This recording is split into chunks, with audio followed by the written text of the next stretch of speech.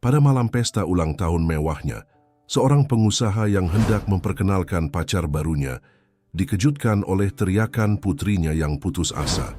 Di depan semua tamu, gadis itu menuntut agar ia memanggil polisi sambil menunjuk ke arah wanita di sampingnya. Beberapa menit kemudian, seorang pria misterius menerobos masuk ke aula dan wanita itu melarikan diri, meninggalkan jejak kebohongan dan hati yang hancur. Apa yang tampak seperti kisah cinta berubah menjadi awal dari sebuah plot eksplosif penuh rahasia, korupsi, dan masa lalu yang dapat menghancurkan segalanya. Jika cerita ini menarik bagi Anda, jangan lupa untuk berlangganan saluran kami dan ceritakan dari kota mana Anda menonton kami. Kami lanjutkan. Kediaman mewah Budi Wibowo bersinar dengan kemegahan luar biasa malam itu. Lampu kristal memantulkan kilau pada para tamu yang berpakaian elegan, sementara sampahnya mengalir dan tawa memenuhi udara. Ini adalah ulang tahun Budi yang ke-45, tetapi yang lebih penting lagi, ini adalah malam di mana dia akan secara resmi memperkenalkan Kartika Dewi sebagai kekasihnya kepada lingkaran terdekatnya. Budi, seorang pengusaha yang dihormati di seluruh Indonesia karena integritas dan visinya, merasa berada di puncak dunia. Di usia 45 tahunnya, dia percaya telah akhirnya menemukan cinta sejati pada Kartika, seorang wanita cantik dan cerdas yang telah memasuki hidupnya seperti angin puyuh 6 bulan yang lalu. Kartika, dengan gaun merahnya yang menekankan setiap lekuk tubuhnya, bergerak dengan anggun di antara para tamu. Senyumnya yang mempesona dan karisma alamiahnya memikat semua yang berbicara dengannya. Budi tidak bisa melepaskan pandangannya darinya, merasa menjadi pria paling beruntung di dunia. Di sudut ruangan Sari, putri berusia 10 tahun Budi, mengamati pemandangan dengan campuran rasa, ingin tahu dan kekhawatiran. Berpakaian dengan gaun biru yang cantik, gadis itu tampak tidak pada tempatnya di antara begitu banyak orang dewasa. Matanya mengikuti setiap gerakan Kartika, tatapan kekhawatiran mengaburkan wajah kekanakannya. Budi mendekati pusat ruangan, gelasnya diangkat tinggi. Gumaman percakapan perlahan-lahan mereda, sementara semua mata beralih padanya. Teman-teman dan keluarga tercinta, Budi memulai, suaranya bergema dengan kegembiraan dan kebanggaan. Terima kasih telah menemani saya di malam yang istimewa ini. Kita tidak hanya merayakan ulang tahun saya, tetapi saya juga memiliki pengumuman penting. Kartika mendekatinya, senyumnya bersinar saat dia mengambil tangannya. Budi menatapnya dengan pemujaan sebelum melanjutkan. Saya senang memperkenalkan secara resmi wanita yang telah menerangi hidup saya dalam beberapa bulan terakhir. Kartika Dewi, kekasih saya. Ayah, panggil polisi. Suara tajam Sari memotong udara seperti pisau. Keheningan jatuh pada ruangan seperti selimut berat. Semua mata tertuju pada gadis itu yang sekarang berdiri di samping ayahnya, tangan kecilnya menggenggam lengan jasnya. Budi terkejut menatap putrinya.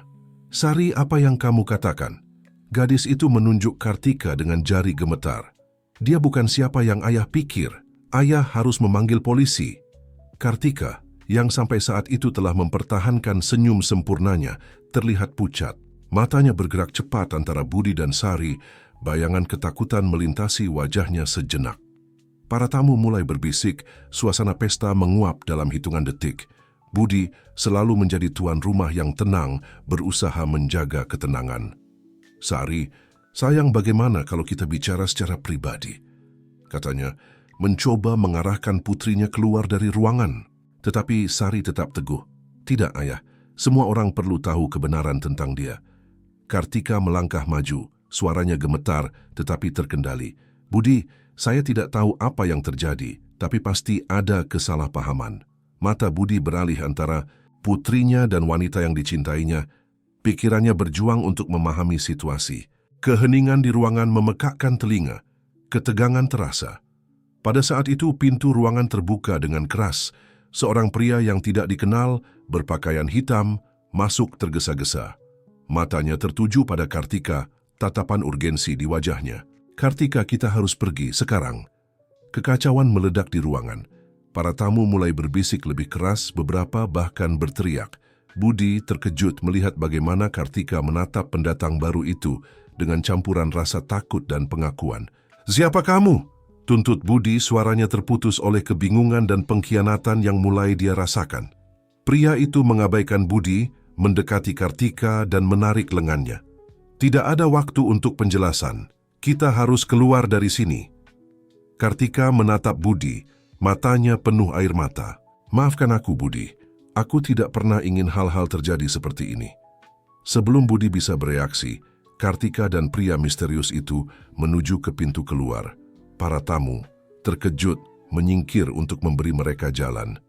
Budi, lumpuh oleh guncangan, hanya bisa melihat bagaimana wanita yang dicintainya menghilang melalui pintu, membawa semua harapan dan mimpinya. Sari memeluk ayahnya, air mata mengalir di pipinya. Pesta ulang tahun, yang seharusnya menjadi malam perayaan dan cinta, telah berubah menjadi awal dari misteri yang mengancam untuk menghancurkan semua yang Budi percaya tentang hidupnya dan hatinya. Hari-hari setelah pesta ulang tahun yang bencana itu merupakan pusaran kebingungan dan rasa sakit bagi Budi. Mansion yang sebelumnya penuh dengan tawa dan harapan sekarang tampak seperti mausoleum mimpi yang hancur. Budi mengurung diri di kantornya, mengabaikan panggilan dari teman-teman dan rekan bisnis yang khawatir. Sari, sementara itu, terbagi antara rasa bersalah karena telah merusak pesta ayahnya dan keyakinan bahwa dia telah melakukan hal yang benar. Gadis itu menghabiskan berjam-jam duduk di depan pintu kantor Budi, menunggu saat dia siap mendengarkan apa yang dia ketahui. Pada hari ketiga, Budi akhirnya muncul dari isolasi yang dia terapkan sendiri. Dengan lingkaran hitam yang jelas di bawah mata dan wajah yang kurus, dia duduk di samping putrinya di sofa ruang utama. "Sari," dia mulai, suaranya serak karena tidak digunakan. "Aku perlu kamu menceritakan semua yang kamu ketahui tentang Kartika." Gadis itu menarik napas dalam-dalam sebelum memulai ceritanya. "Seminggu yang lalu, Ayah, aku melihat Kartika berbicara dengan seorang pria di taman. Bukan pria yang sama dari pesta, tapi orang yang berbeda. Mereka berdebat dan aku mendengar Kartika mengatakan sesuatu tentang mengakhiri semuanya terkait denganmu." Budi merasa hatinya semakin tenggelam. "Mengapa kamu tidak memberitahuku sebelumnya, sayang?" "Aku takut, Ayah," jawab Sari. Air mata mengancam akan jatuh, dan aku ingin memastikan. Tapi ketika aku melihat bagaimana dia menatapmu di pesta, aku tahu aku harus melakukan sesuatu. Budi memeluk putrinya, berterima kasih atas keberaniannya, dan pada saat yang sama tersiksa oleh implikasi dari pengungkapannya. Siapakah Kartika sebenarnya, dan apa artinya mengakhiri semuanya? Bertekad untuk menemukan kebenaran, Budi menyewa seorang detektif swasta. Hari-hari berubah menjadi minggu sementara dia menunggu jawaban. Setiap malam, dia secara obsesif meninjau setiap momen yang telah dia habiskan dengan Kartika, mencari tanda-tanda yang mungkin telah dia lewatkan. Sebulan setelah pesta itu, ketika detektif tiba dengan berkas tebal, Budi membukanya dengan tangan gemetar, dan apa yang dia temukan di dalamnya membuatnya membeku. Kartika Dewi bukanlah siapa yang dia katakan. Nama aslinya adalah Eka Surya, dan dia memiliki sejarah penipuan terhadap pria kaya di berbagai negara di Asia Tenggara. Foto-foto, laporan polisi, dan kesaksian korban sebelumnya menggambarkan sosok seorang wanita tanpa ampun yang tidak ragu untuk memanipulasi dan menipu untuk mendapatkan apa yang dia inginkan. Budi merasa mual. Setiap momen manis, setiap janji yang dibisikkan, setiap rencana untuk masa depan, semuanya adalah kebohongan. Wanita yang dia percaya dia cintai tidak ada, tapi ada lebih banyak lagi. Detektif telah menemukan koneksi antara Kartika Eka dan kelompok kriminal terkenal yang didedikasikan untuk pencucian uang. Implikasinya jelas. Budi bukan hanya target penipuan romantis, tetapi juga mungkin telah digunakan sebagai pion dalam skema kriminal yang jauh lebih besar.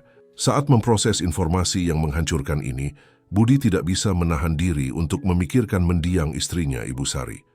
Apa yang akan dia pikirkan tentang semua ini? Bagaimana dia bisa begitu buta, begitu naif? Tetapi, di tengah rasa sakit dan kebingungannya, tekad baru mulai muncul dalam diri Budi. Bukan hanya untuknya, tetapi untuk Sari dan untuk kenangan tentang istrinya. Dia harus sampai ke akar masalah ini. Dia harus menemukan kebenaran lengkap, tidak peduli betapa menyakitkannya. Dengan berkas di tangannya, Budi mengambil keputusan. Dia tidak bisa lagi hanya mengandalkan hatinya. Dia harus menggunakan semua kecerdasan dan sumber dayanya untuk membongkar jaringan kebohongan ini. Dan jika Kartika Eka berpikir dia bisa begitu saja menghilang setelah menghancurkan hidupnya, dia sangat keliru. Perburuan telah dimulai dan Budi Wibowo, pria yang selalu menghargai kejujuran di atas segalanya, akan segera memasuki dunia penipuan dan pengkhianatan yang mungkin tidak akan pernah bisa dia loloskan sepenuhnya. Sementara Budi tenggelam dalam penyelidikan pribadinya, tanpa sepengetahuannya dia sedang diawasi. Di sebuah apartemen kecil di sisi lain kota, Kartika, atau lebih tepatnya agen khusus Eka Surya, dengan gugup meninjau laporan pengawasan tentang kediaman Wibowo. Eka telah menghabiskan 3 tahun terakhir hidupnya bekerja dalam operasi rahasia tingkat tinggi. Misinya, menyusup ke lingkaran atas masyarakat Indonesia untuk membongkar jaringan pencucian uang yang meluas ke seluruh Asia Tenggara. Budi Wibowo, meskipun tidak mengetahuinya, terhubung dengan jaringan ini melalui beberapa rekan bisnisnya. Malam pesta ulang tahun itu adalah bencana yang terhitung. Eka tidak pernah mengharapkan Sari kecil akan menemukannya, dan munculnya kontaknya, agen Joko Ramli, adalah tindakan darurat untuk mengeluarkannya sebelum penyamarannya benar-benar terkompromikan. Sekarang duduk di apartemen sederhananya, Eka berdebat antara tugasnya sebagai agen dan perasaan tulus yang telah dia kembangkan untuk Budi. Tidak pernah dalam tahun-tahun pelayanannya, dia mengalami konflik yang begitu dalam antara misinya dan hatinya. "Kamu harus melupakannya," kata Joko, memasuki ruangan dengan 2 cangkir kopi. "Wibowo hanyalah target lain, pion lain dalam permainan ini." Eka mengambil cangkir itu tetapi tidak minum. Tidak sesederhana itu, Joko. Budi berbeda. Dia benar-benar tidak tahu apa-apa tentang jaringan kriminal. Dia adalah pria jujur yang terjebak dalam jaring kebohongan. Joko menghela napas, duduk di depannya. "Itulah yang selalu mereka katakan, Eka. Ingat mengapa kita di sini. Pikirkan tentang semua kehidupan yang telah hancur oleh jaringan pencucian uang ini. Kita tidak bisa membiarkan diri kita menjadi sentimental sekarang." Eka tahu Joko benar, tetapi dia tidak bisa menghilangkan dari pikirannya bayangan Budi. Wajahnya penuh kebingungan dan rasa sakit di pesta. Dan kemudian ada Sari, gadis cerdas dan peka yang telah melihat melalui fasadnya. "Ada sesuatu yang lain," kata Eka, meletakkan cangkir di atas meja. "Aku pikir Sari menemukan sesuatu yang penting, sesuatu yang terkait dengan kematian ibunya." Joko condong ke depan, minatnya terbangun. "Apa maksudmu?" "Malam sebelum pesta, aku mendengar Sari berbicara dengan pengasuhnya. Dia menyebutkan surat yang dia temukan di antara barang-barang ibunya yang telah meninggal. Sebuah surat yang menyarankan bahwa kematiannya bukan kecelakaan." Joko mengutuk pelan. "Ini memperumit masalah jika ada hubungan antara kematian Nyonya Wibowo dan penyelidikan kita." "Tepat," angguk Eka. "Kita tidak bisa begitu saja mengabaikan operasi ini. Terlalu banyak yang dipertaruhkan." Keheningan berat menyelimuti ruangan saat kedua agen mempertimbangkan implikasi dari informasi baru ini. Akhirnya Eka berdiri, tekad baru bersinar di matanya.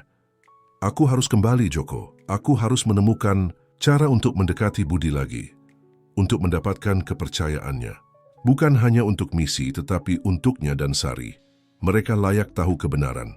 Joko menatapnya dengan campuran kekaguman dan kekhawatiran. "Kamu tahu itu berbahaya jika kamu tertangkap." "Itu risiko yang harus aku ambil," sela Eka. "Aku telah menghabiskan terlalu banyak waktu membangun kehidupan ini, identitas ini. Aku tidak bisa begitu saja meninggalkannya sekarang, tidak ketika kita begitu dekat dengan kebenaran." Joko mengangguk perlahan, mengakui tekad dalam suara rekannya. "Baiklah, tapi kita akan membutuhkan rencana. Kita tidak bisa begitu saja membuat..." Kartika muncul kembali tanpa penjelasan yang meyakinkan. Eka tersenyum, secerca kecerdikannya yang lama bersinar di matanya. "Serahkan padaku. Aku pikir aku punya ide yang mungkin berhasil." Sementara kedua agen mulai merencanakan rencana baru mereka, Eka tidak bisa mencegah untuk memikirkan Budi dan Sari. Rasa bersalah karena telah mengelabui mereka membebaninya, tetapi dia juga merasakan tekad yang diperbarui.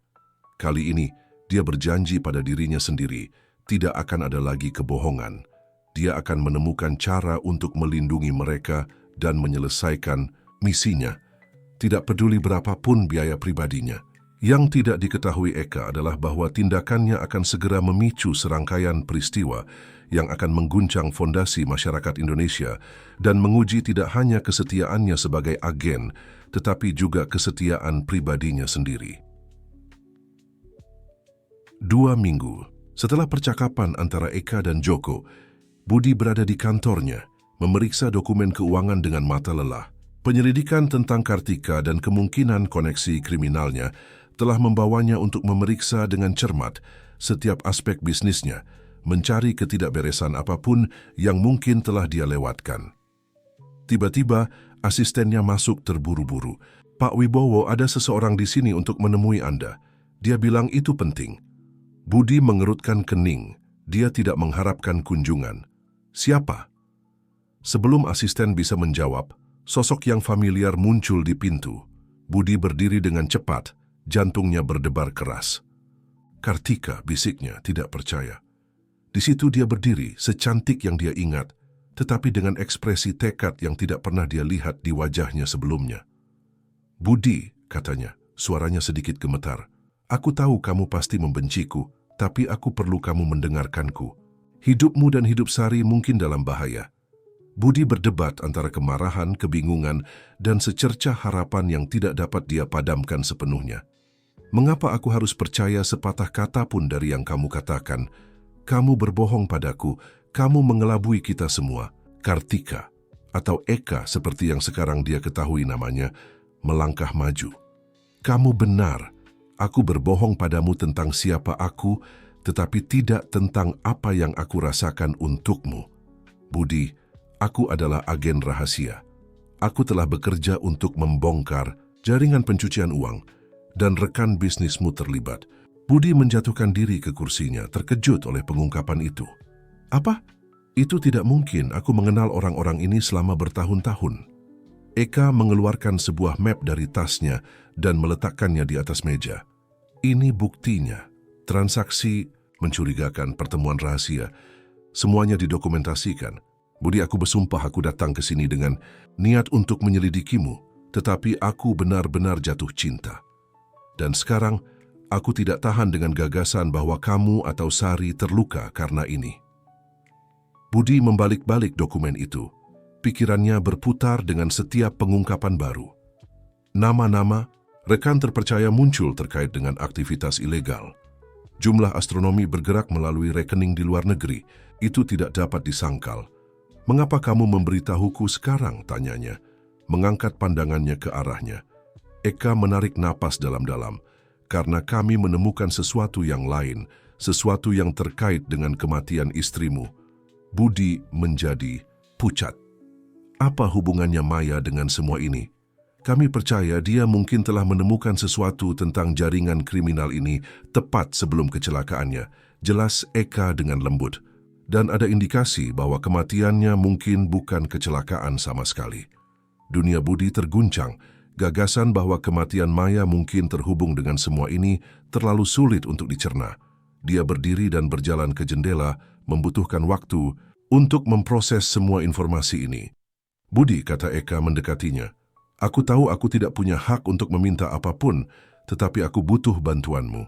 Bersama-sama kita bisa sampai ke akar masalah ini, kita bisa membuat keadilan untuk Maya dan melindungi Sari." Budi berbalik kepadanya, matanya penuh dengan campuran emosi. "Bagaimana aku tahu ini bukan kebohongan lain? Bagaimana aku bisa mempercayaimu setelah semua yang terjadi?"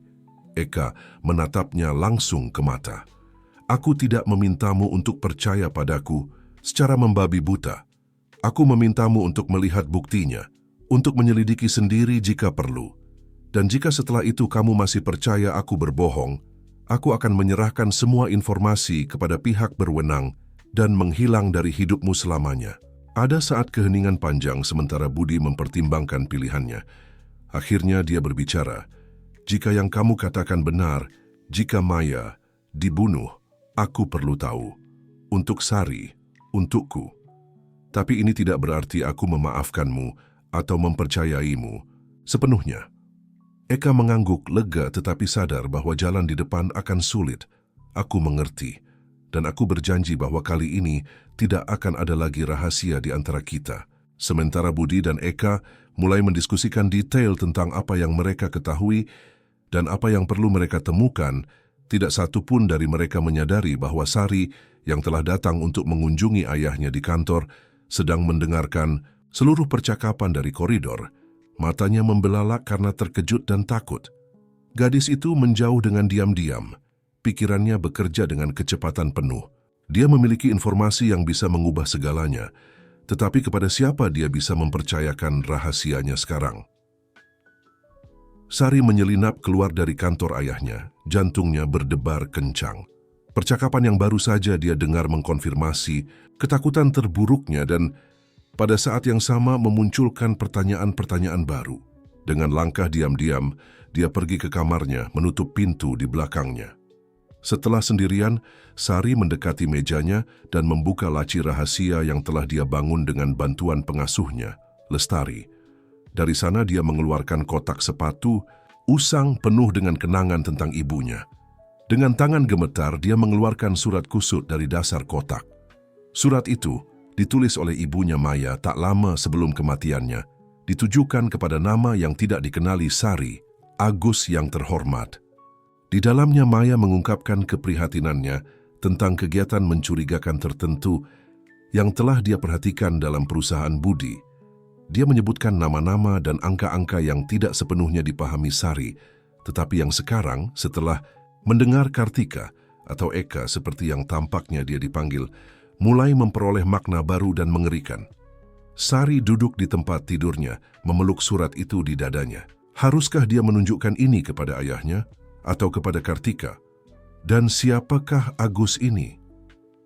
Ketukan lembut di pintu menginterupsi pikirannya. Sari, sayang, kamu di sana. Itu adalah suara Lestari, pengasuhnya. Masuk, Lestari, jawab Sari, dengan cepat menyembunyikan surat itu di bawah bantalnya. Lestari masuk, wajahnya menunjukkan kekhawatiran. Aku melihatmu berlari di koridor. Apakah semuanya baik-baik saja? Sari ragu. Lestari telah menjadi seperti ibu kedua baginya sejak kematian Maya Sennuparisi dan selalu menjadi orang kepercayaannya. Tetapi ini berbeda. Lestari, Sari mulai dengan hati-hati memilih kata-katanya. Kamu mengenal ibuku dengan baik, bukan? Lestari duduk di samping Sari, melingkarkan lengan yang menenangkan di sekitar bahunya. Tentu saja, sayang, ibumu dan aku sangat dekat. Sari menarik napas dalam-dalam. Apakah dia pernah menyebutkan seseorang bernama Agus? Lestari menegang secara terlihat dan Sari tidak bisa menahan diri untuk memperhatikannya. Agus? Tidak, aku tidak ingat nama itu. Mengapa kamu bertanya? Gadis itu mempelajari wajah Lestari, memperhatikan getaran kecil dalam suaranya. Untuk pertama kalinya, Sari bertanya-tanya, apakah dia bisa sepenuhnya mempercayai pengasuhnya? Hanya rasa ingin tahu, berbohong Sari. Aku mendengar nama itu di suatu tempat dan aku bertanya-tanya, apakah dia adalah teman, ibu? Lestari memaksa senyum. Ya, ibumu punya banyak teman. Mungkin dia adalah salah satu dari mereka. Tapi sekarang, bagaimana kalau kita turun untuk makan sore? Aku membuat kue kesukaanmu. Sari mengangguk, membiarkan Lestari menuntunnya keluar dari kamar. Tetapi pikirannya jauh dari kue. Sekarang dia yakin bahwa Lestari tahu lebih banyak dari yang dia katakan. Dan ini hanya menambahkan lapisan misteri lain pada situasi. Sementara itu di kantor Budi, percakapan antara dia dan Eka berlanjut. Bagaimana kita bisa yakin bahwa tidak ada orang lain yang terlibat? Tanya Budi, mengusap rambutnya dengan frustasi. Eka menatapnya dengan serius. Kita tidak bisa. Itulah mengapa kita harus sangat berhati-hati. Kita tidak tahu seberapa jauh jaringan ini atau siapa lagi yang mungkin terlibat. Budi mengangguk, pikirannya bekerja dengan kecepatan tinggi. Kita butuh rencana. Kita tidak bisa begitu saja menuduh rekan-rekanku tanpa bukti konkret. Aku setuju, kata Eka. Aku mengusulkan agar kita bekerja sama untuk mengumpulkan lebih banyak bukti. Aku punya sumber dayaku sebagai agen, dan kamu punya akses langsung ke operasi perusahaan. Antara kita berdua, kita bisa menemukan kebenaran. Budi menatapnya, masih berjuang dengan perasaannya yang bertentangan terhadapnya. Dan bagaimana dengan Sari? Bagaimana kita menjaganya tetap aman di tengah semua ini? Eka mendekat, meletakkan tangan lembut di lengan Budi. Kita akan melindunginya, aku berjanji. Sebenarnya aku pikir kita harus melibatkannya dalam hal ini sampai batas tertentu. Dia adalah gadis yang cerdas dan pengamat. Dia mungkin telah memperhatikan hal-hal yang kita lewatkan. Budi mempertimbangkan ide itu sejenak. Mungkin kamu benar, tapi aku tidak ingin mengeksposnya pada bahaya apapun. Tentu saja tidak, Eka mengangguk. Kita akan berhati-hati, tapi Budi, ada sesuatu lagi yang perlu kamu ketahui. Malam sebelum pesta, aku mendengar Sari menyebutkan sesuatu tentang surat yang dia temukan di antara barang-barang Maya. Surat yang mungkin terkait dengan semua ini. Mata Budi terbuka dengan terkejut. Surat? Mengapa Sari tidak memberitahuku? Dia mungkin takut atau bingung, saran Eka. Kita harus berbicara dengannya, bersama-sama. Tunjukkan padanya bahwa dia bisa mempercayai kita. Budi mengangguk perlahan. Baiklah. Kita akan berbicara dengannya malam ini setelah makan malam. Tapi Eka, aku memperingatkanmu, jika aku menemukan bahwa kamu menipuku lagi, jika ini adalah semacam trik. Eka menyela, mengambil tangannya. Bukan, Budi. Kali ini, aku benar-benar jujur padamu. Kita bersama dalam hal ini. Sementara Budi dan Eka merencanakan langkah mereka selanjutnya, dan Sari menyimpan rahasianya, tidak satu pun dari mereka menyadari bahwa mereka sedang diawasi. Di sebuah mobil yang diparkir di depan rumah, seorang pria mengambil foto dengan kamera jarak jauh. Wajahnya tersembunyi oleh bayangan topi. Pria itu mengeluarkan teleponnya dan menelepon sebuah nomor. Tuan, kita punya masalah. Agen itu telah menghubungi Wibowo lagi. Sepertinya mereka bekerja sama. Suara dingin menjawab dari sisi lain telepon. Pantau mereka. Jika perlu, kita akan mengambil tindakan yang lebih drastis. Jebakan telah siap untuk ditutup, dan para pemain tanpa mengetahuinya bergerak persis seperti yang telah diperkirakan Tuan misterius itu. Kebenaran akan segera terungkap, tetapi harganya mungkin lebih tinggi dari yang dibayangkan oleh siapapun dari mereka. Ketegangan terasa nyata di ruang makan kediaman Wibowo malam itu. Budi, Eka, dan Sari duduk mengelilingi meja, masing-masing tenggelam dalam pikiran dan rahasia mereka sendiri. Lestari bergerak diam-diam, menyajikan makan malam, dan melemparkan pandangan khawatir ke arah Sari. Budi memecah keheningan, berdeham. Sari, sayang, ada sesuatu yang penting yang perlu kita bicarakan denganmu. Sari mengangkat pandangannya dari piringnya. Matanya bergerak antara ayahnya dan Eka. Apakah ini tentang Kartika? Atau haruskah aku memanggilnya Eka?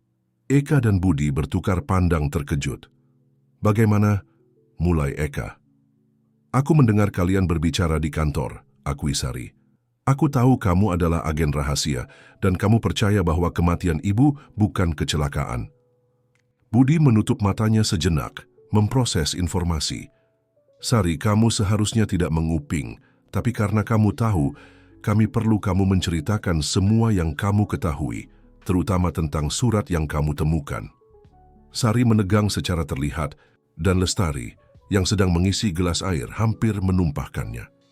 Aku tidak tahu apa yang kamu bicarakan, ayah, bohong Sari, menghindari kontak mata. Eka condong ke depan. Sari, aku tahu sulit untuk mempercayaiku setelah semua yang terjadi. Tapi aku berjanji kami di pihakmu. Jika kamu tahu sesuatu yang bisa membantu kami menemukan kebenaran tentang ibumu, tolong beritahu kami. Sari melihat ke arah Lestari yang telah diam di sudut ruang makan.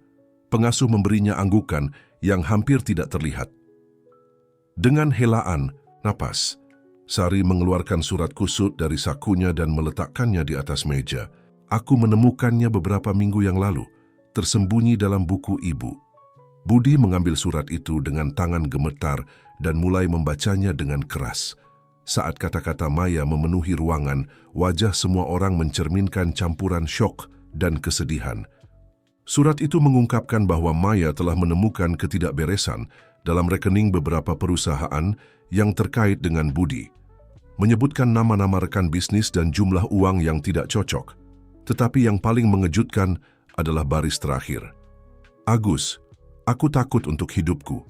Jika sesuatu terjadi padaku, pastikan Budi dan Sari aman. Ketika Budi selesai membaca, keheningan di ruangan memekakkan telinga. Eka adalah yang pertama berbicara. Budi, ini mengkonfirmasi kecurigaan kita, kata Eka dengan lembut. Maya menemukan sesuatu yang besar, sesuatu yang mungkin telah membuatnya kehilangan nyawa. Budi pucat, tangannya masih menggenggam surat itu. Siapa Agus ini?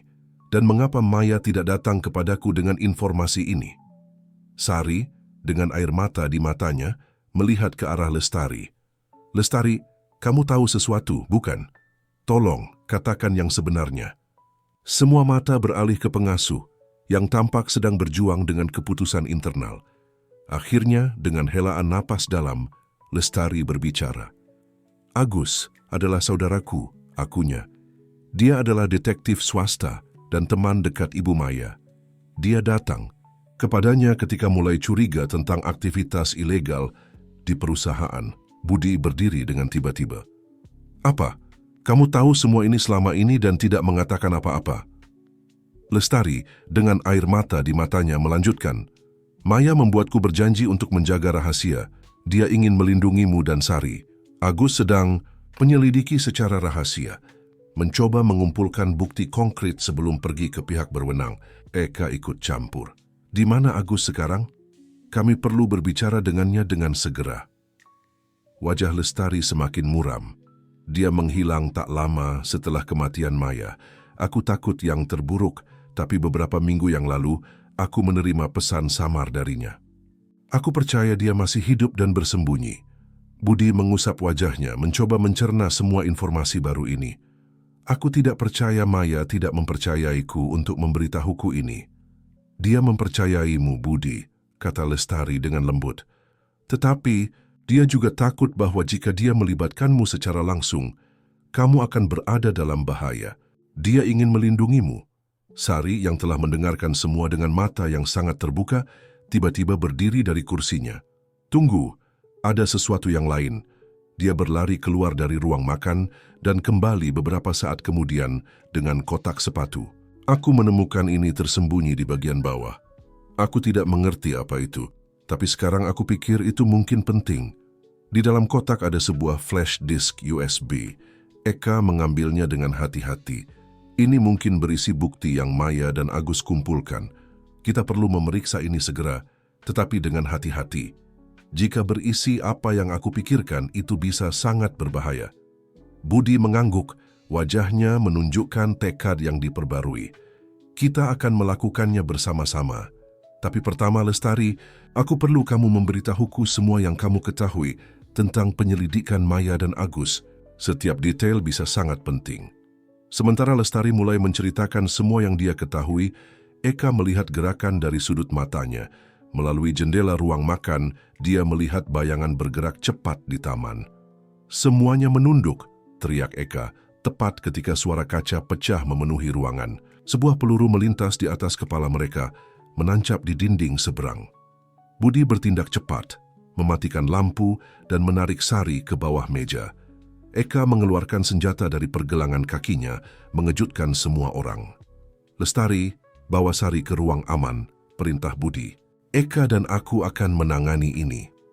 Sementara Lestari dan Sari menyelinap menuju keamanan ruang tersembunyi di rumah itu, Budi dan Eka bersiap menghadapi penyusup yang tidak dikenal, yang jelas siap membungkam mereka dengan biaya berapapun. Budi, bisik Eka, apapun yang terjadi, ingat bahwa kita bersama dalam hal ini.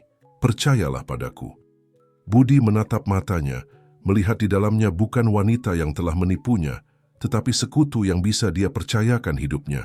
Dengan anggukan, mereka bersiap untuk mempertahankan tidak hanya hidup mereka, tetapi juga kebenaran yang telah lama tersembunyi. Malam yang dimulai sebagai makan malam keluarga telah berubah menjadi pertarungan untuk bertahan hidup. dan pengungkapan yang telah muncul hanyalah awal dari permainan kucing dan tikus berbahaya yang akan segera dimulai. Keheningan yang mengikuti tembakan itu memekakkan telinga. Budi dan Eka tetap berjongkok di belakang sofa ruang tamu.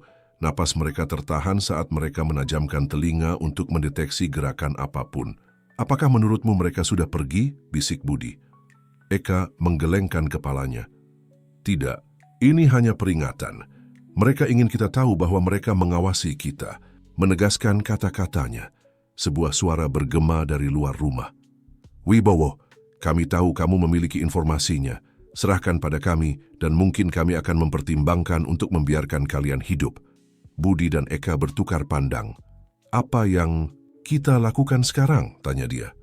"Kita perlu mengulur waktu," jawab Eka. "Sari dan Lestari aman di ruang aman, tetapi kita perlu mencapai flash disk USB itu dan menemukan apa yang dikandungnya." Budi mengangguk. "Ruang kerja, aku memiliki brankas tersembunyi di belakang lukisan. Kita bisa menyimpan USB di sana dan mengaksesnya dari komputerku." "Pemikiran yang bagus," kata Eka. "Aku akan mengalihkan perhatian mereka sementara kamu menyelinap ke ruang kerja." Sebelum Budi bisa protes, Eka bergerak ke arah jendela dan berteriak, "Kami dikelilingi agen. Kalian membuat kesalahan besar." Sementara para penyerang menanggapi dengan serentetan tembakan baru, Budi memanfaatkan gangguan untuk merangkak menuju koridor yang mengarah ke ruang kerjanya. Di ruang aman, Sari dan Lestari mendengarkan suara-suara konfrontasi dengan ketakutan. "Lestari, apakah menurutmu ayah dan Eka akan baik-baik saja?" tanya Sari, suaranya gemetar. Lestari memeluk gadis itu. "Ayahmu adalah pria yang cerdas dan kuat, dan Eka adalah agen terlatih. Mereka akan baik-baik saja." Tetapi bahkan saat mengucapkan kata-kata ini, Lestari tidak bisa menahan rasa bersalah. Ada begitu banyak hal yang belum dia ceritakan kepada mereka. Sementara itu, di ruang kerja Budi telah berhasil mengakses brankas dan memasukkan flash disk USB ke dalam komputernya. Matanya terbuka takjub saat melihat file-file yang dikandungnya. "Ya, Tuhan," gumamnya. "Maya, apa yang telah kamu masuki?" Dokumen-dokumen mengungkapkan jaringan korupsi yang rumit, yang melibatkan beberapa rekan terdekatnya, politisi tingkat tinggi dan bahkan hakim. Pencucian uang hanyalah puncak gunung es. Tiba-tiba, pintu ruang kerja terbuka dengan keras. Budi berbalik berharap melihat Eka, tetapi malah berhadapan muka dengan seorang pria yang belum pernah dia lihat sebelumnya. "Jadi di sini kamu, Wibowo," kata penyusup itu, mengarahkan senjata padanya. "Serahkan USB itu." Budi mengangkat tangannya perlahan. "Siapa kamu? Mengapa kamu melakukan ini?" Pria itu tersenyum dingin. "Katakanlah aku adalah pembersih. Aku menangani masalah seperti kamu dan istrimu." Jantung Budi berhenti sejenak. Kamu membunuh Maya. Dia terlalu dekat dengan kebenaran," jawab pria itu tanpa setitik pun penyesalan. "Sama seperti kamu sekarang." Tepat ketika tampaknya semuanya telah hilang, terdengar suara pukulan keras dan penyusup itu jatuh ke lantai tidak sadarkan diri. Di belakangnya berdiri Eka, memegang tempat lilin berat. "Apakah kamu baik-baik saja?" tanyanya berlari ke arah Budi. Dia mengangguk, masih syok. "Eka, file-file itu mengungkapkan semuanya. Ini lebih buruk dari yang kita bayangkan." Sebelum mereka bisa berdiskusi lebih jauh, mereka mendengar sirene mendekat. Polisi akhirnya datang. Jam-jam berikutnya adalah pusaran aktivitas. Polisi mengamankan rumah, menangkap para penyusup dan mengambil pernyataan. Budi bersikeras bahwa Eka diakui sebagai agen rahasia, sehingga menghindari penangkapannya. Ketika akhirnya mereka bisa bernapas, Budi, Eka, Sari, dan Lestari berkumpul di ruang tamu kelelahan tetapi lega. "Apa yang akan terjadi sekarang?" tanya Sari memegang erat tangan ayahnya. Budi melihat ke arah Eka. "Kita memiliki bukti, kita bisa mengekspos seluruh jaringan korupsi. Tapi akan berbahaya," Eka menyelesaikan. "Banyak orang berkuasa akan jatuh." Lestari, yang telah diam sampai saat itu, berbicara. "Ada sesuatu lagi yang perlu kalian ketahui. Semua orang menatapnya dengan harapan. Agus masih hidup, dan dia ada di kota ini." Pengungkapan itu jatuh seperti bom. Budi berdiri dengan cepat. Apa, di mana dia? Mengapa dia tidak menghubungi kita? Lestari mengeluarkan telepon seluler dari sakunya. Dia menghubungiku beberapa jam yang lalu ketika semua ini dimulai. Dia bersedia bertemu dengan kita, tetapi dia memiliki syarat. Eka mengambil telepon. Katakan padanya bahwa kami menerima. Kami membutuhkan semua bantuan yang mungkin. Sementara Lestari membuat panggilan, Budi memandang Eka dan Sari. Ini belum selesai. Sebenarnya aku pikir ini baru saja dimulai. Eka mengangguk, mengambil tangan Budi. Tapi kali ini kita bersama dalam hal ini. Kita semua. Sari menatap. Orang dewasa di sekitarnya merasakan campuran ketakutan dan tekad. Kita akan menemukan kebenaran tentang ibu, bukan? Budi memeluk putrinya. Ya sayangku, dan kita akan memastikan bahwa keadilan ditegakkan. Sementara malam memberi jalan pada fajar, kelompok itu bersiap untuk bab berikutnya dari petualangan berbahaya mereka. Kebenaran berada dalam jangkauan mereka, tetapi jalan menuju itu dipenuhi dengan bahaya dan lebih banyak rahasia yang harus diungkap. Matahari baru mulai muncul di Cakrawala ketika Budi, Eka, Sari, dan Lestari menuju ke pinggiran kota. Mengikuti instruksi Agus, mereka menuju ke pabrik tua yang ditinggalkan, tempat yang cukup tersembunyi untuk pertemuan rahasia. Apakah kamu yakin kita bisa mempercayainya? Tanya Budi kepada Lestari saat dia mengemudi dengan hati-hati. Lestari mengangguk. Agus adalah saudaraku. Mungkin dia absen, tetapi aku tahu niatnya baik. Dia ingin melindungi kita semua. Eka duduk di kursi penumpang terus-menerus memindai sekitarnya. Meskipun demikian, kita harus siap untuk apapun. Kita tidak tahu siapa lagi yang mungkin mengawasi. Sari dari kursi belakang mengamati pemandangan berubah dari perkotaan menjadi industri. Apakah kalian pikir Paman Agus memiliki informasi lebih tentang ibu? Budi melihat putrinya melalui kaca spion. Hatinya terasa sakit melihat campuran harapan dan ketakutan di mata gadis itu. Aku harap begitu, sayang, aku harap begitu. Akhirnya mereka tiba di pabrik yang ditinggalkan. Tempat itu tampak kosong, dengan jendela pecah dan grafiti menutupi dinding luar. Dengan hati-hati, kelompok itu mendekati pintu masuk utama. Tunggu. Di sini, kata Eka mengeluarkan senjatanya. Aku akan melihat-lihat terlebih dahulu. Tetapi sebelum dia bisa maju, sebuah suara bergema dari bayang-bayang. Tidak perlu, agen. Seorang pria muncul perlahan dari balik tiang. Dia tinggi, dengan rambut gelap yang diwarnai uban dan jenggot beberapa hari. Matanya lelah tetapi waspada, menyusuri kelompok itu sebelum berhenti pada Lestari. Adik kecil, katanya dengan senyum kecil. Sudah lama sekali. Lestari berlari ke arahnya, memeluknya erat. Agus, syukurlah kamu baik-baik saja. Budi melangkah maju. Pak Agus, kita punya banyak hal untuk dibicarakan. Agus mengangguk dengan serius. Ya Budi, lebih dari yang kamu bayangkan. Tapi pertama-tama mari kita masuk. Tidak aman untuk tinggal di tempat terbuka. Kelompok itu mengikuti Agus ke dalam pabrik. Di sebuah kantor kecil di bagian belakang, dia telah memasang semacam pusat operasi improvisasi. Dengan peta, foto, dan dokumen menutupi dinding. Aku telah mengikuti konspirasi ini selama bertahun-tahun. Jelas Agus saat semua orang duduk. Maya adalah yang pertama mencurigai bahwa ada sesuatu yang tidak beres di perusahaan yang terkait dengan Budi. Ketika dia datang padaku, dia tidak memiliki gagasan tentang besarnya apa yang akan kami temukan. Eka ikut campur. File di USB mengungkapkan jaringan korupsi besar. Apalagi yang kamu ketahui? Agus menghela napas berat. Jaringan ini bahkan lebih besar dari yang disarankan file-file itu. Politisi, hakim, pengusaha, semuanya terlibat. Pencucian uang hanyalah satu bagian. Ada juga perdagangan pengaruh, suap, bahkan pembunuhan. Budi merasa darahnya membeku. Maya, apakah dia dibunuh karena ini?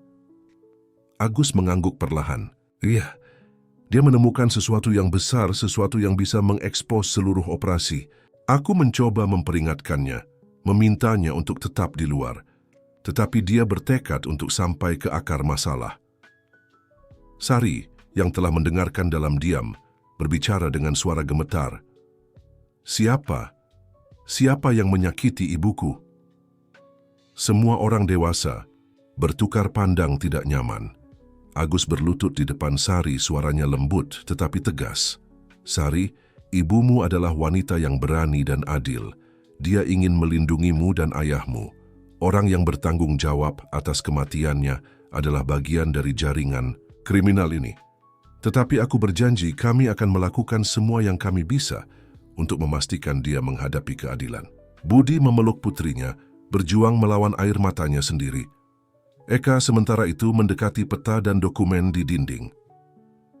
Agus, apa semua ini? Tanyanya, menunjuk serangkaian foto yang terhubung dengan benang merah.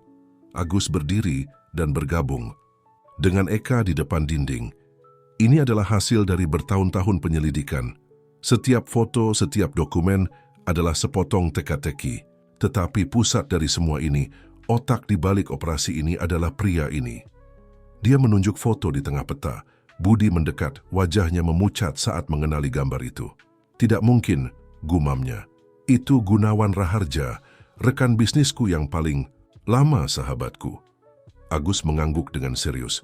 Aku menyesal menjadi orang yang memberitahumu ini, Budi. Tetapi Gunawan telah memanipulasi perusahaanmu selama bertahun-tahun untuk tujuan ilegalnya sendiri. Maya menemukannya dan itu membuatnya kehilangan nyawa. Keheningan yang mengikuti pengungkapan ini memekakkan telinga. Budi duduk dengan berat, dunianya berputar. Eka meletakkan tangan yang menenangkan di bahunya. Apa yang kita lakukan? Sekarang, tanya Lestari, memecah keheningan. Agus menuju ke meja di sudut dan mengeluarkan sebuah map. Aku punya rencana tetapi berisiko. Dengan informasi yang kita miliki dan yang kalian bawa di USB, kita bisa mengekspos seluruh jaringan. Tetapi kita perlu bertindak cepat dan dengan presisi. Eka mengambil map itu dan mulai memeriksanya. Ini mengesankan. Kamu telah memikirkan segalanya. Hampir semuanya, koreksi Agus. Ada satu bagian terakhir yang kita butuhkan, dan itu ada di brankas Gunawan Raharja. Itu adalah buku akuntansi yang merinci semua transaksi ilegal 10 tahun terakhir. Budi berdiri, tekad baru di matanya. Aku bisa mendapatkannya. Gunawan mempercayaiku. Aku bisa masuk ke kantornya tanpa menimbulkan kecurigaan. Terlalu berbahaya, protes Eka. Jika Gunawan curiga sesuatu, aku harus melakukannya, bersikeras Budi. Untuk Maya, untuk Sari, untuk semua yang telah menderita karena korupsi ini. Ini tanggung jawabku. Agus mempertimbangkan usulan itu sejenak. Itu bisa berhasil, tetapi kita akan membutuhkan rencana cadangan. Eka, bisakah kamu menghubungi agensimu? Kita akan membutuhkan dukungan resmi ketika semua ini terungkap. Eka mengangguk. Aku akan melakukannya. Tetapi aku harus berhati-hati. Kita tidak tahu seberapa jauh korupsi itu meluas. Sari, yang telah mendengarkan semua dalam diam, mendekati ayahnya. Ayah, aku takut. Bagaimana jika sesuatu berjalan tidak sesuai rencana? Budi berlutut di depan putrinya, mengambil tangan kecilnya dalam genggamannya. Sari sayangku, terkadang kita harus menghadapi ketakutan kita untuk melakukan hal yang benar. Ibumu memahaminya, dan sekarang aku juga memahaminya. Aku berjanji akan melakukan semua yang kubisa untuk kembali padamu dengan selamat. Lestari mendekat dan memeluk Sari. Jangan khawatir, kecil. Aku akan bersamamu setiap saat. Ayahmu dan Eka kuat dan berani, dan kakakku adalah detektif terbaik yang aku kenal. Semua akan baik-baik saja. Agus mulai menguraikan detail rencana tersebut. Budi akan masuk ke kantor Gunawan dengan dalih mendiskusikan bisnis baru. Eka dan Agus akan berada di dekatnya, siap untuk campur tangan jika ada yang salah. Sementara itu, Lestari akan tinggal dengan Sari di tempat yang aman. Saat matahari naik di langit, kelompok itu bersiap untuk misi paling berbahaya dalam hidup mereka. Kebenaran berada dalam jangkauan mereka, tetapi harganya bisa sangat tinggi. Budi melihat ke arah Eka, menemukan kekuatan di matanya. Apakah kamu siap untuk ini? Eka mengangguk, mengambil tangannya, bersama sampai akhir. Dengan pelukan terakhir, Pada Sari, Budi dan Eka keluar dari pabrik diikuti oleh Agus. Nasib banyak orang bergantung pada keberhasilan misi mereka dan waktu semakin habis. Sementara kelompok itu berpencar, tidak satu pun dari mereka memperhatikan sosok bayangan yang mengawasi mereka dari kejauhan. Berbicara dengan pelan melalui telepon. "Pak Raharja, kita punya masalah. Wibowo tahu kebenaran dan dia datang untukmu." Gedung perusahaan Raharja menjulang tinggi menghadap langit biru pagi. Budi, berpakaian dengan setelan terbaiknya, memasuki lobi dengan langkah tegas, menyembunyikan kegugupan yang mengancam untuk mengkhianatinya. "Selamat pagi, Pak Wibowo," sapa resepsionis dengan senyum. "Pak Raharja menunggu Anda di kantornya." Budi mengangguk memaksakan senyum. "Terima kasih, Marta, aku akan naik segera." Saat naik di lift, Budi mengulangi rencana dalam pikirannya. Masuk, mengalihkan perhatian Gunawan, mengakses brankas, dapatkan buku akuntansi. Kedengarannya sederhana, tetapi dia tahu apapun bisa salah. Di jalan di depan gedung, Eka dan Agus menunggu di mobil sewaan, memantau situasi melalui mikrofon tersembunyi di dasi Budi. "Apakah menurutmu dia akan berhasil melakukannya?" tanya Eka, suaranya tegang karena khawatir. Agus tetap memfokuskan matanya pada pintu masuk gedung. Budi cerdas dan Gunawan mempercayainya. Jika ada yang bisa melakukannya, dia orangnya. Sementara itu, di apartemen kecil di sisi lain kota, Lestari mencoba mengalihkan perhatian Sari dengan permainan papan, tetapi gadis itu tidak bisa berhenti melihat jam. "Kapan ayah akan kembali?" tanya Sari untuk kesekian kalinya. Lestari memeluknya erat. "Segera, sayang. Ayahmu sangat berani dan akan melakukan semua yang mungkin untuk kembali padamu." Kembali di gedung Raharja, Budi sampai di lantai teratas. Dia mengambil napas dalam-dalam sebelum memasuki kantor mewah Gunawan. "Budi, teman lama," seru Gunawan berdiri untuk menyambutnya dengan pelukan. "Apa yang membawamu berkunjung?" Budi membalas pelukan itu, melawan mual yang ditimbulkan oleh kontak dengan pria yang telah memerintahkan kematian Maya. "Gunawan, aku punya proposal bisnis yang tidak bisa kamu tolak," kata Budi, memaksa antusiasme dalam suaranya. Saat Budi mulai menjelaskan proyek ekspansi palsu, pikirannya bekerja dengan kecepatan tinggi, mencari kesempatan untuk mengakses brankas tersembunyi di balik lukisan yang dia kenal dengan baik. Di mobil, Eka dan Agus mendengarkan percakapan dengan seksama. Dia melakukan pekerjaan yang bagus, gumam Agus. Gunawan tampaknya menelan umpannya. Tetapi tepat ketika tampaknya semua berjalan sesuai rencana, pintu kantor terbuka dengan keras. 3 pria bersenjata masuk, mengarah langsung ke Budi. "Apa artinya ini?" tuntut Budi, berpura-pura terkejut. Gunawan berdiri perlahan, wajahnya berubah menjadi topeng kekejaman dingin. "Oh Budi, apakah kamu benar-benar percaya aku tidak akan tahu tentang penyelidikan kecilmu? Kamu mengecewakanku, teman." Hati Budi tenggelam. Mereka telah jatuh ke dalam perangkap. Di mobil, Eka dan Agus saling memandang dengan ngeri. "Sialan!" seru Eka mengeluarkan senjatanya. "Kita harus masuk." "Tunggu," kata Agus memegang lengannya. "Jika kita masuk sekarang, mereka akan membunuh kita semua. Kita butuh rencana baru." Di dalam kantor, Gunawan mendekati Budi yang tetap diam sadar akan senjata yang diarahkan padanya. "Kamu tahu Budi, aku selalu menganggapmu sebagai saudara," kata Gunawan, suaranya syarat dengan kesedihan palsu. "Bahkan ketika Maya tercintamu mulai mengendus-endus di mana dia seharusnya tidak berada, aku mencoba melindungimu. Tapi sekarang kamu telah pergi terlalu jauh." Budi menatapnya langsung ke mata, membiarkan semua kemarahan dan rasa sakitnya tercermin dalam tatapannya. "Kamu membunuhnya, Gunawan. Istriku, ibu dari putriku. Bagaimana kamu bisa?"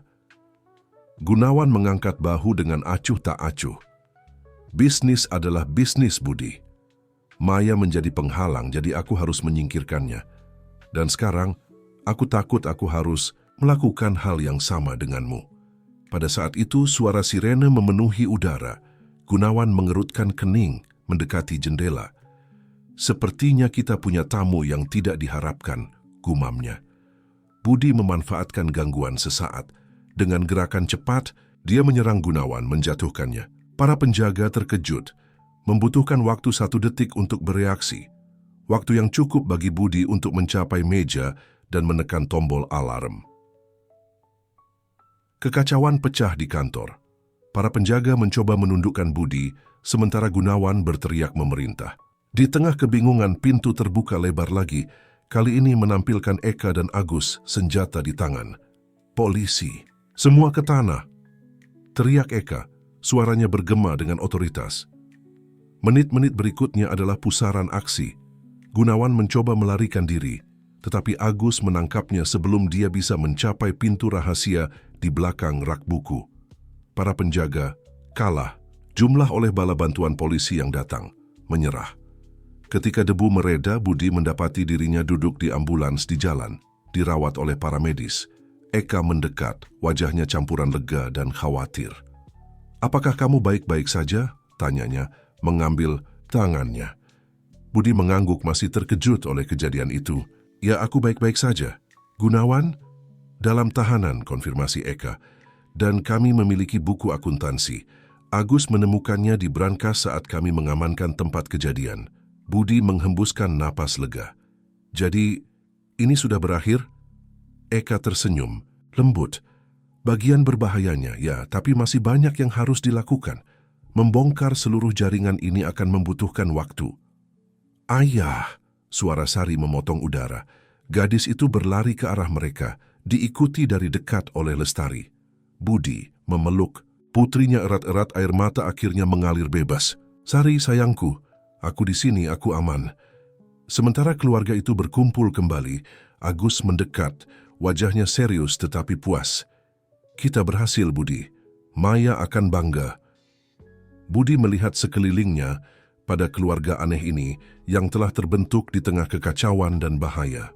Eka, wanita yang telah datang ke hidupnya sebagai kebohongan, tetapi telah menjadi pendukung terbesarnya. Agus, pria yang telah mempertaruhkan segalanya demi kebenaran. Lestari, setia sampai akhir. Dan Sari, putrinya yang berani, pengingat hidup, Maya dan semua yang mereka perjuangkan. "Ya," akhirnya dia berkata, senyum kecil terbentuk di bibirnya.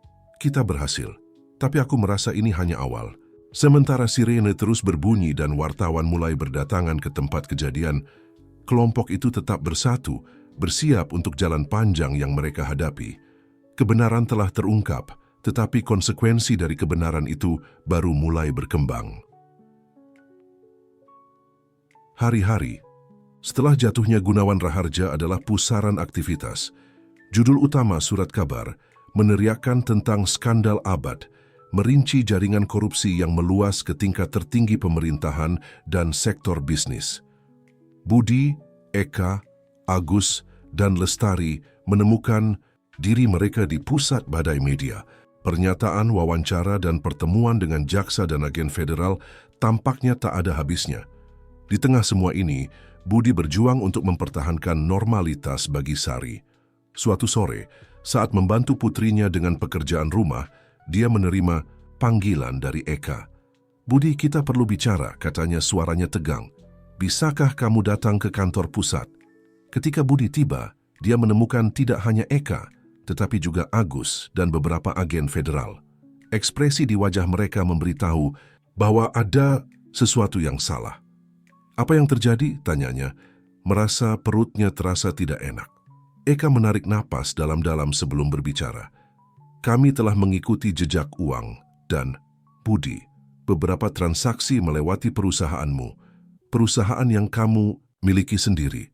Budi merasa lantai bergerak di bawah kakinya. "Itu tidak mungkin, aku tidak pernah." Agus ikut campur. "Kami tahu kamu tidak terlibat secara sadar, Budi. Tapi faktanya tanda tanganmu ada di beberapa dokumen yang mengotorisasi transaksi ini." "Gunawan," gumam Budi, realisasi menghantamnya seperti tinju. "Dia pasti memalsukan tanda tanganku." Eka mengangguk. "Itu yang paling mungkin, tapi membuktikan itu akan membutuhkan waktu. Sementara itu, aku adalah tersangka." Budi menyelesaikannya, menjatuhkan diri ke kursi terdekat. "Aku tidak percaya ini. Setelah semua yang telah kita lalui, setelah kehilangan Maya." Eka berlutut di depannya, mengambil tangannya. "Budi, aku berjanji kami akan melakukan semua yang mungkin untuk membuktikan ketidakbersalahanmu, tapi kami membutuhkanmu untuk bekerja sama sepenuhnya dengan penyelidikan. Agus menambahkan, ini akan sulit, teman. Media akan menjadi gila ketika mengetahui hal ini. Dan asetmu kemungkinan akan dibekukan selama penyelidikan. Budi menutup matanya, merasakan beban dunia di pundaknya. Apa yang akan aku katakan pada Sari? Kebenaran, jawab Eka dengan lembut. Dia adalah gadis yang cerdas. Dia akan mengerti bahwa kita berjuang untuk membersihkan namamu. Hari-hari berikutnya adalah mimpi buruk bagi Budi. Seperti yang diprediksi Agus, media berbalik melawannya. Dari pahlawan yang telah membantu mengekspos korupsi, dia menjadi digambarkan sebagai kemungkinan kaki tangan. Kamera mengganggunya setiap kali dia keluar rumah, dan judul utama berspekulasi tentang kesalahannya.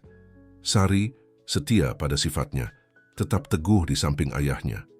Aku tahu kamu tidak bersalah, ayah, katanya suatu malam, memeluknya erat, dan kita akan membuktikannya. Lestari juga tetap setia mengelola rumah dan melindungi Sari dari yang terburuk dari pengawasan media. Kita akan melewati ini bersama-sama, dia meyakinkan Budi, sebagai keluarga. Sementara itu Eka dan Agus bekerja tanpa lelah untuk menemukan bukti yang membebaskan Budi. Mereka meninjau ribuan dokumen, menginterogasi lusinan saksi, dan mengikuti setiap petunjuk sekecil apapun. Pada salah satu malam panjang penyelidikan, ini ketika Eka membuat penemuan penting. Agus, lihat ini, serunya, menunjuk serangkaian transaksi di layarnya. Agus bersandar di atas bahunya, matanya dengan cepat menyusuri angka-angka. Ini bisa menjadi tepat apa yang kita butuhkan. Transaksi menunjukkan pola yang konsisten. Setiap kali transfer, ilegal dilakukan menggunakan perusahaan Budi, ada transfer yang sesuai ke rekening luar negeri atas nama Gunawan Raharja. Ini seperti dia meninggalkan jejak remah-remah, gumam Eka. Tapi, mengapa? Agus tersenyum suram.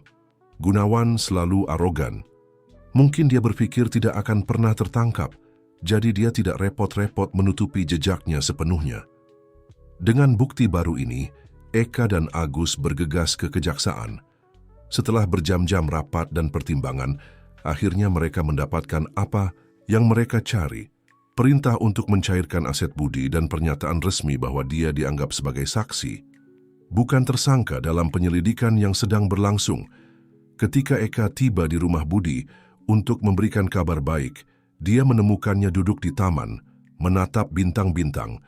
Sari tidur di dalam, kelelahan setelah hari-hari kekhawatiran. Budi, panggil Eka dengan lembut. Dia berbalik dan dia bisa melihat kelelahan di matanya. Eka, apa yang kamu lakukan di sini selarut ini? Dia duduk di sampingnya, senyum menerangi wajahnya. Kami punya kabar baik. Kami menemukan bukti yang membebaskanmu. Kejaksaan telah menarik semua kecurigaan terhadapmu. Budi menatapnya, tidak percaya pada awalnya. Kemudian dengan campuran lega dan rasa terima kasih yang mengancam untuk meluap. Tanpa kata-kata, dia menariknya ke dalam pelukan erat. Terima kasih, bisiknya di rambutnya. Karena percaya padaku, karena berjuang untukku. Eka sedikit menjauh menatapnya. Selalu Budi, kita bersama dalam hal ini, ingat? Pada saat itu, di bawah cahaya bintang, dengan beban kecurigaan akhirnya terangkat dari pundaknya, Budi menyadari sesuatu yang mungkin telah dia ketahui untuk waktu yang lama.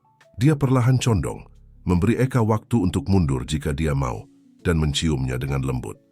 Ciuman itu manis dan penuh janji, awal baru di tengah semua kekacauan yang telah mereka hadapi. Ketika mereka berpisah, keduanya tersenyum, sedikit malu tetapi bahagia. Kita harus masuk, akhirnya Budi berkata.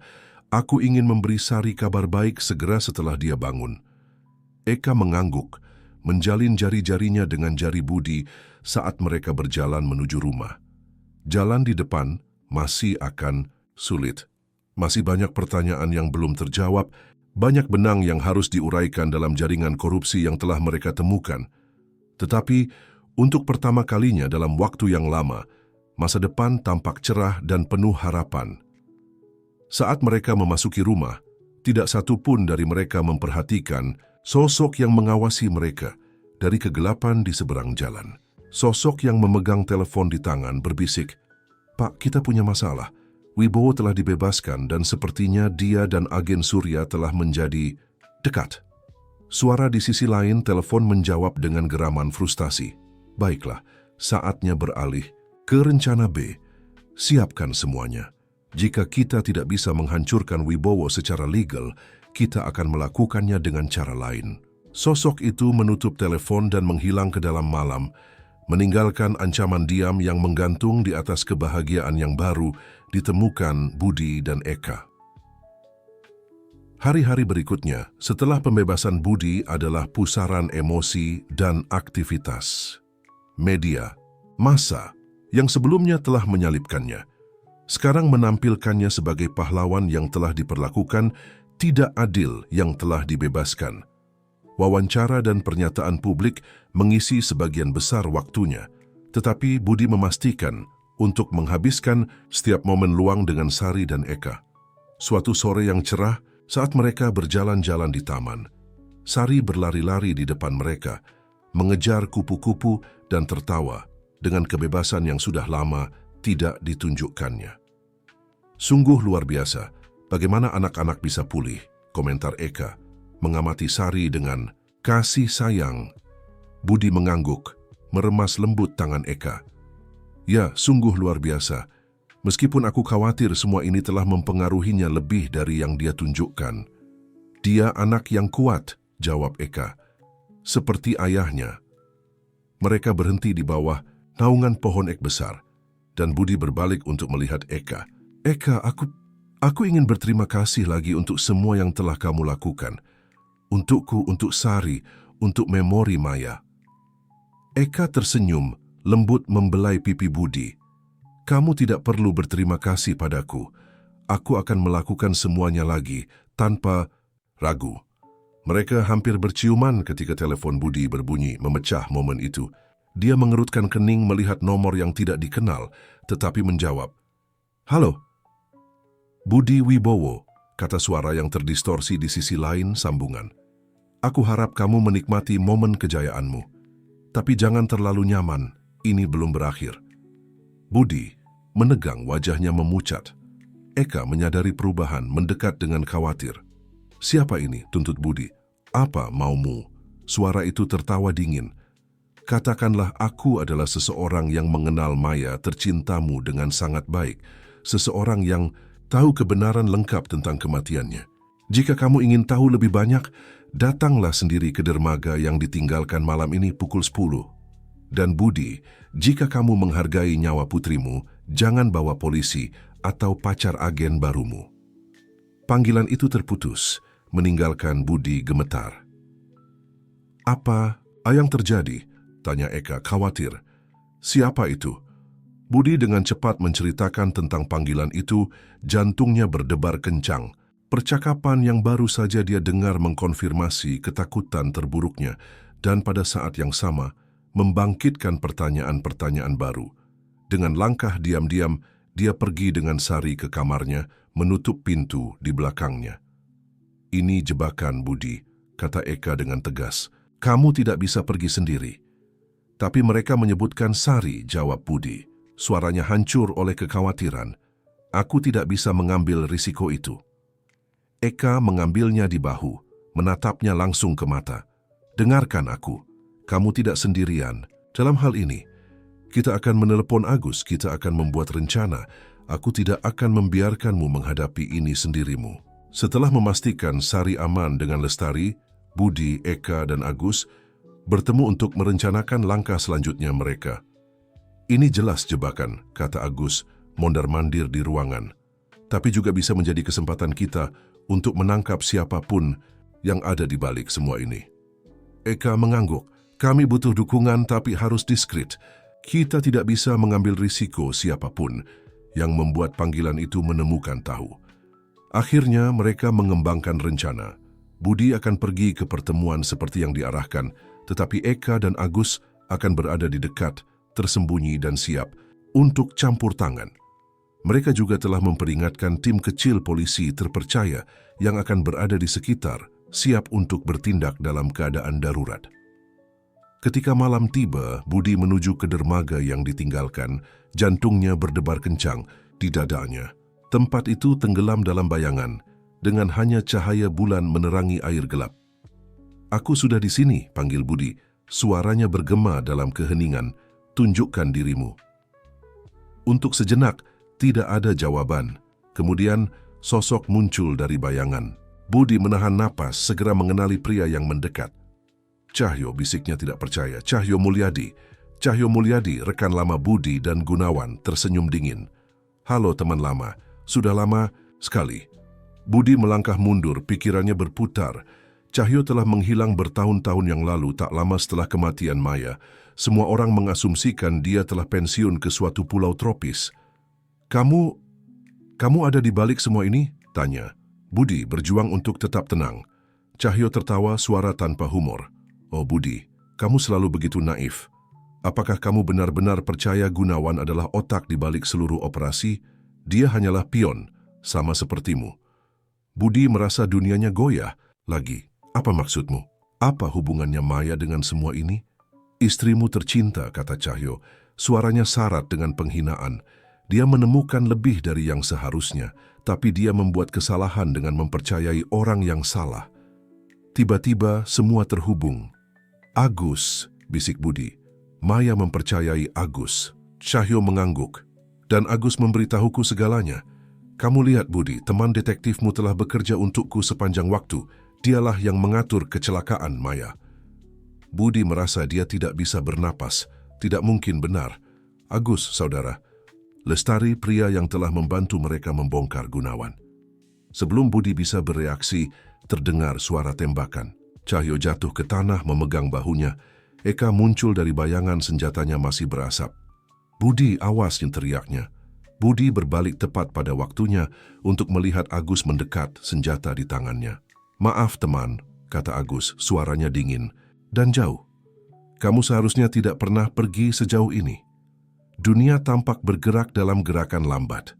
Budi melihat jari Agus menegang di pelatuk, mendengar teriakan Eka, merasakan dampak ketika sesuatu atau seseorang mendorongnya ke tanah.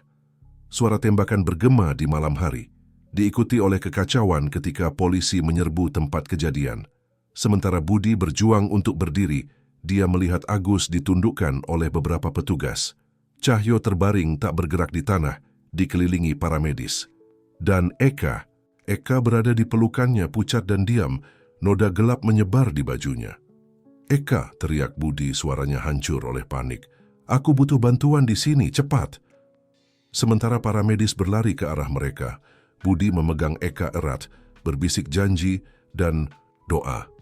Malam yang seharusnya membawa jawaban hanya meninggalkan lebih banyak pertanyaan dan teror yang mencengkam bahwa dia mungkin kehilangan wanita yang telah dia cintai.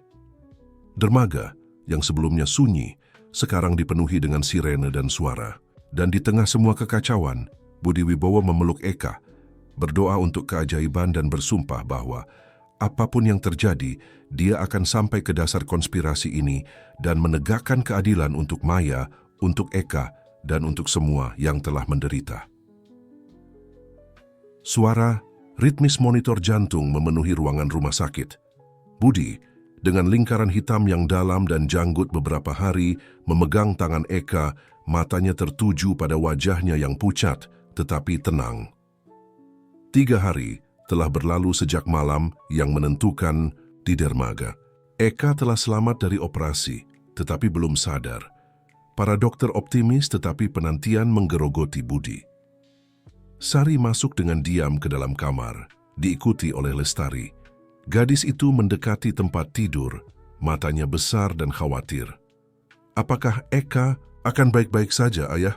tanyanya dengan suara pelan. Budi menariknya ke dekatnya, memeluknya erat. "Ya sayangku, Eka kuat. Dia akan pulih." Lestari mendekat, meletakkan tangan yang menenangkan di bahu Budi. "Budi, kamu harus pulang untuk beristirahat sedikit. Aku akan tinggal dengan Eka." Budi menggelengkan kepalanya. "Aku tidak bisa meninggalkannya, Lestari. Tidak setelah semua yang telah dia lakukan untuk kita." Pada saat itu, remasan lemah di tangannya membuat Budi cepat berpaling ke tempat tidur. Mata Eka berkedip, berjuang untuk terbuka. Eka menatapnya, senyum kecil terbentuk di bibirnya. "Budi," bisiknya dengan suara serak. "Sari, apakah kalian baik-baik saja?" "Kami baik-baik saja berkat kamu," jawab Budi. Air mata mengalir bebas di pipinya. "Kamu menyelamatkan kami semua." Sari mendekati tempat tidur, mengambil tangan Eka yang lain. "Eka, kamu sembuh," kata gadis itu dengan senyum berseri. Hari-hari berikutnya adalah pusaran dokter, polisi, dan pengacara. Eka pulih dengan cepat, dan dengan setiap hari yang berlalu lebih banyak detail konspirasi terungkap. Agus, setelah ditangkap, memutuskan untuk bekerja sama sebagai imbalan hukuman yang dikurangi. Kesaksiannya mengungkapkan besarnya jaringan kriminal yang sebenarnya, yang meluas jauh melampaui apa yang awalnya mereka bayangkan. Seminggu kemudian, Eka diizinkan keluar dari rumah sakit. Budi membawanya pulang, di mana Sari dan Lestari telah menyiapkan pesta penyambutan kecil. Malam itu, setelah Sari tidur, Budi dan Eka duduk di taman menatap bintang-bintang. "Apa yang kamu pikirkan?" tanya Eka, memperhatikan ekspresi merenung. Budi diam menghela napas, menjalin jari-jarinya dengan jari Eka. "Tentang semua yang telah terjadi, tentang Maya, tentang kamu, tentang bagaimana hidup kita telah begitu banyak berubah dalam waktu yang begitu singkat." Eka mengangguk penuh pengertian. "Ini telah menjadi perjalanan yang luar biasa." "Eka," kata Budi, berbalik untuk menatapnya langsung. "Aku ingin kamu tahu bahwa aku mencintaimu. Aku tahu mungkin terkesan terburu-buru dengan semua yang telah terjadi, tapi..." Dia membungkamnya dengan ciuman lembut. "Aku juga mencintaimu, Budi. Kurasa aku telah melakukannya sejak awal, bahkan ketika aku mencoba menjaga jarak profesionalku." Mereka berciuman lagi, kali ini lebih dalam, memeteraikan janji diam untuk masa depan bersama. Bulan-bulan berikutnya membawa banyak perubahan. Pengadilan terhadap anggota jaringan kriminal panjang dan rumit, tetapi akhirnya keadilan ditegakkan. Budi bersaksi menceritakan kisah lengkap Maya dan bagaimana keberaniannya telah menjadi katalisator untuk membongkar seluruh operasi. Eka memutuskan untuk meninggalkan pekerjaannya sebagai agen rahasia dan menerima posisi di unit kejahatan keuangan yang memungkinkannya memiliki jadwal yang lebih stabil dan menghabiskan lebih banyak waktu dengan Budi dan Sari. Setahun setelah malam yang menentukan di dermaga, Budi dan Eka menikah dalam upacara intim di Taman Kediaman Wibowo. Sari berseri-seri dalam gaun pengiring pengantin adalah yang menyerahkan cincin. Selama resepsi, Budi menjauh sebentar dari perayaan dan menuju ke sudut tenang taman. Di sana, di depan memorial kecil yang telah dia dirikan untuk Maya, dia berhenti. "Maya," katanya dengan lembut, "aku harap kamu damai sekarang. Kami telah menegakkan keadilan untukmu dan keberanianmu telah menyelamatkan banyak orang. Aku ingin kamu tahu bahwa aku akan selalu mencintaimu dan kamu akan selalu menjadi bagian dari keluarga kami. Tapi aku juga ingin kamu tahu bahwa aku telah menemukan cinta lagi, dan Eka menjaga Sari, dan aku seperti yang aku tahu kamu inginkan. Terima kasih untuk semua yang telah kamu berikan kepada kami." Angin sepoi-sepoi membelai wajahnya, dan untuk sesaat, Budi merasa seolah-olah Maya memberinya berkahnya. Dia kembali ke pesta, di mana Eka menunggunya dengan senyuman. Sari berlari ke arah mereka, dan ketiganya berpelukan. Sementara musik bergema dan teman serta keluarga mereka merayakan di sekeliling mereka, Budi memandang keluarga barunya dan merasakan perasaan damai dan syukur yang mendalam. Mereka telah melewati saat-saat gelap, telah menghadapi bahaya yang tak terbayangkan. Tetapi pada akhirnya, cinta dan kebenaran telah menang. Masa depan terbentang di hadapan mereka, penuh janji dan petualangan baru. Dan kali ini, mereka akan menghadapi apapun yang datang bersama, sebagai sebuah keluarga. Ketika malam telah berlalu dan para tamu mulai pulang, Budi, Eka, dan Sari berdiri di beranda kediaman Wibowo. Tangan mereka saling bertautan, langit dipenuhi bintang, seolah-olah seluruh semesta merayakan persatuan mereka. "Jadi, apa selanjutnya? Untuk keluarga Wibowo?" tanya Eka menyandarkan kepalanya di bahu Budi. Budi tersenyum, merangkul kedua wanita yang kini menjadi pusat dunianya.